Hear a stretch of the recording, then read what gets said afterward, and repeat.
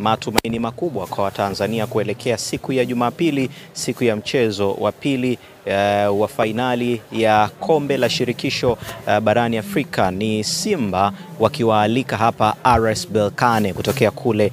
nchini Morocco. Mchezo wa kwanza ambao ulipigwa kule Berkane, kule uwanja wa Manispaa ya Berkane, Berkane wakiondoka na ushindi wa mabao 2-0. Global TV imepata nafasi hapa ya kuzungumza na wachezaji wa Simba kuelekea katika mchezo huo muhimu wa Jumapili, ambao wote wameonekana kuwa kwenye maandalizi mazuri lakini wenye ari ya kufanya vizuri. Chemalon Fondo amepata nafasi pia ya kuzungumza na sisi, na miongoni mwa vitu vya muhimu zaidi ambavyo amevisema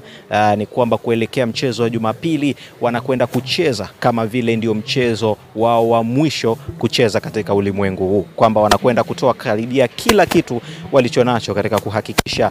wanaweza kupindua matokeo na kuweza kuwapa furaha wa Tanzania. Nahodha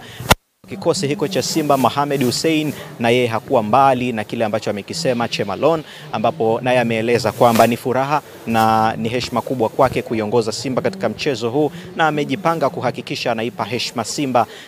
ya kunyanyua makwapa, watoto wa mjini wakisema hivyo, ama kubeba ubingwa wa kombe la shirikisho msimu huu. Akisema